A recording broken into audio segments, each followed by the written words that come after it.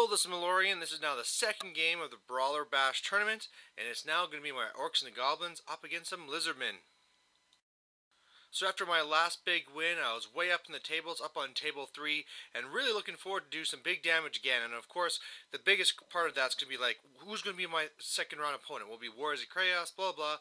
And it turned out to be Lizardmen. And this looked kind of like a crazy Lizardman, but man, you ought to see the display board for this thing. It's basically based around like these sewer type Saurus. A lot of stuff is conversions from the Tyranids for the monsters and stuff. So whenever you see these kind of like red warriors from Tyranids, they're actually the salamanders.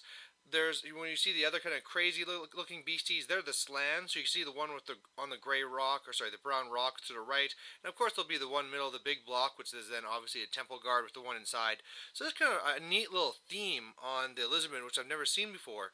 But the most important thing is walking into this guy here. I mean, he looked like like the old hippie that likes to come down and play games, right? Like the old nice smiling guy that just is down there for a bunch of laughs. And so it's like, well, okay, I mean, obviously anyone can table their their first opponent, right? It's all about the matchups. So this is fantastic, right? I get some guy that just loves the game, and I can get another big win. Now, of course, double slan is never a joke. I'm going up against Life and Shadow here. I mean, that's always an awesome mix. What he's also going for, on top of like the skinks and things like that too, is on the left, he's going to have two Scarvets, and we're going to be on cold ones and various gear.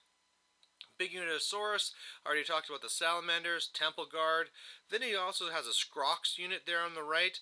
And that's really it. It's a very simple army. Lots of points into the double slan. That's why usually I'm not a big fan of the double slan tactically, is because it takes up so many points. I know it can be very powerful, but really the whole idea going into this game here was just the whole fact that I'm going to go in there, and I just want to go in and kill off these skinks as fast as possible, get into those blocks, and rip them apart. Because once I get to those, unless he has the buffs up, I can really dominate it. So that's going to be the idea. The card I put down is one where obviously first turn any double ones will be a miscast for him.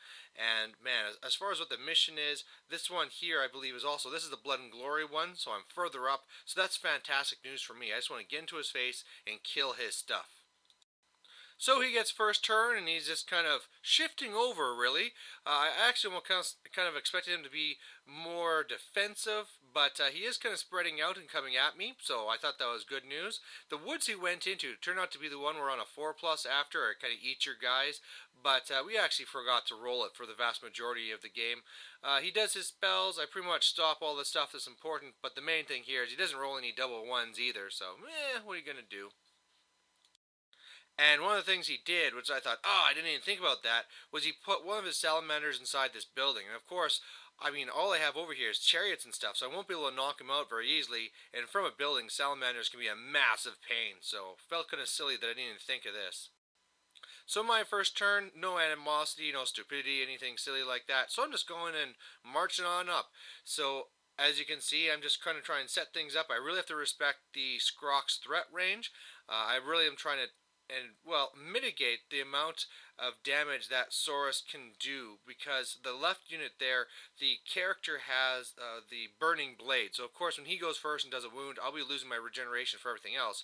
But I just have so many attacks and stuff that I think I'll still be fine. I just have to be kind of careful that I don't take a charge from them and the other block. But I'm still just like in their face. There is a chance here that the one Scarvet's going to be just charging past and all this stuff, but to get to my back line. But really if he wants to do that, that should be alright. From the shooting and stuff, I do very well. Well, okay, somewhat okay. I guess I shouldn't say very well. Really all I do is some wounds to some salamanders and stuff to kill a few Saurus. But I guess nothing crazy. Foot of Gork doesn't go off, so it's really just me getting into position. His turn too, and it looks like now we're going to do this dance. So income is Saurus, like I say, with the flaming attack guy. And really, I just give myself the benefit here.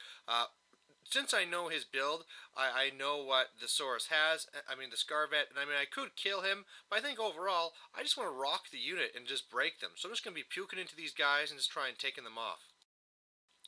And unfortunately, although he would love to buff up his unit, he kind of had some problems, had a miscast, lost all of his dice, and you can kind of see here his crazy slan conversion he has.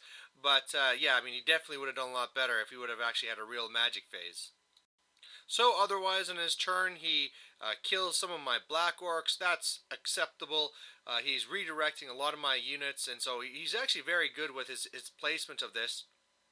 We can see there in the actual combat that I'm just wrecking his source. So I mean, if I'm allowed to keep on doing this, this is just going to be no problem. My turn too. I'm just now putting on the pressure, getting rid of all those chaff units so I can actually go for the prize. And there's a couple of big things that happen. Well, first of all, I go into the chaff and I kill them. Who would have saw that coming, eh? On the far right, though, I go and I charge one of my chariots into the Scrox. You know, he does some stand and shoot, whatever, doesn't do too much. Then I charge the second one. He decides to flee. And when he does that, I actually roll far enough and I catch him. So now I have that unit gone. His right flank is not protected. I have that chariot right there to threaten his slan skink unit. Otherwise, you can see in the combat, I rock them. They weren't actually even steadfast, but I mean, at -1, you're still going to be fine with cold-blooded and all that fun stuff. But, yeah, I mean, I'm just rocking them here, and at this point, it looks like it's going to be another wipeout.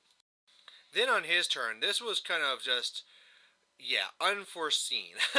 So really what happens is he declares a charge with his Temple Guard into the flank of the trolls, and I figured, like, really? Because first of all, you never usually see them being that aggressive. They're usually more of a defensive thing. Second of all, you can go back and look at the last picture, but I did not think it was possible. Looking at the angle and how wide the unit is and how it would have to wheel, I did not think it was physically possible for it to actually fit in there.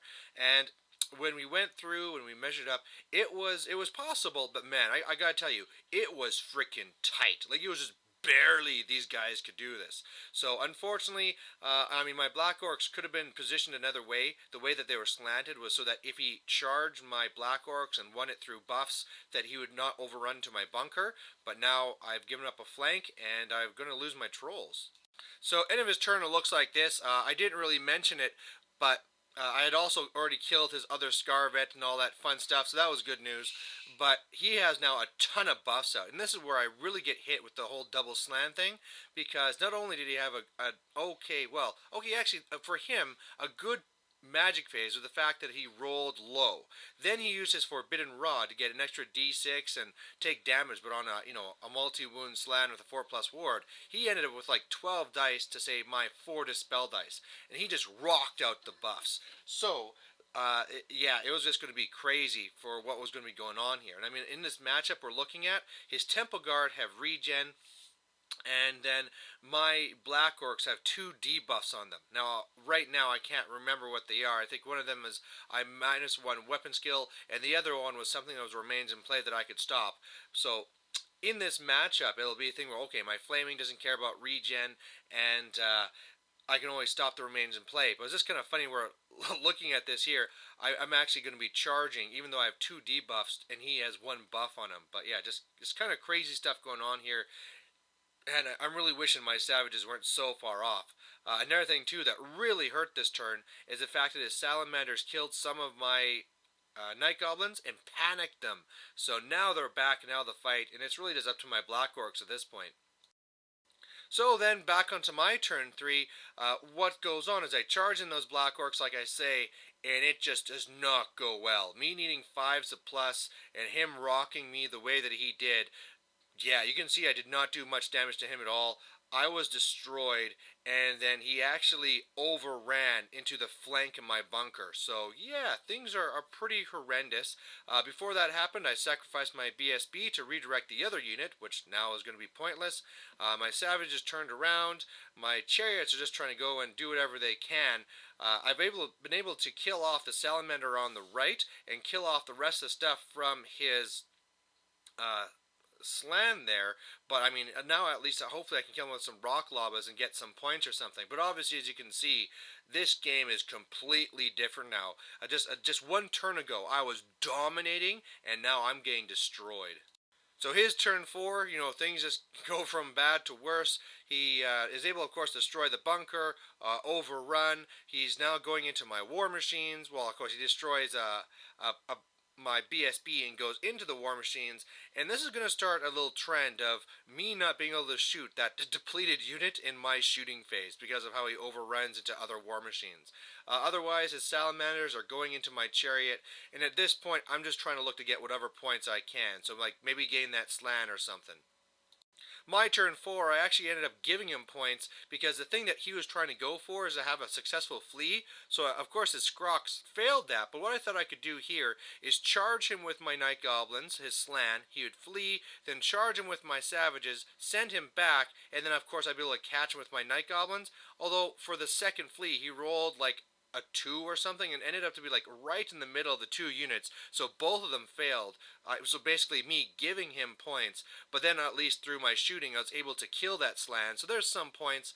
Otherwise I charge in with my Wolf Rider to try and win the other combat. That doesn't work out. He's destroying my War Machines here, and yeah.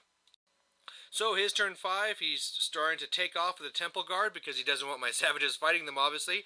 And like I said, the whole trend where the Source with the other Scarvet, which are just ready for me to get some points from, big points from, charges into the one War Machine and then overrun 11 inches to get to the other War Machine. So I was like, come on! I realize I'm getting my ass kicked, but I just want to get a few more points before it's all over. And then you can also see that I lost the other combat, and yeah, I'm starting to get wiped out here. So my turn 5, I mean, I'm trying to shoot his other Salamander unit just to get some points there now. I'm trying to move up my Savages, but my Night Goblins fail to rally, and they're just taking off and all this stuff, so yeah. His turn 6, he regrows the Salamander, so I won't be getting those points. Temple Guard just kind of take off here, which is, you know, it's a smart thing to do.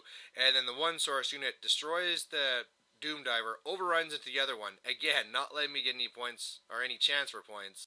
And then on my turn, it's basically just him finishing off that other War Machine.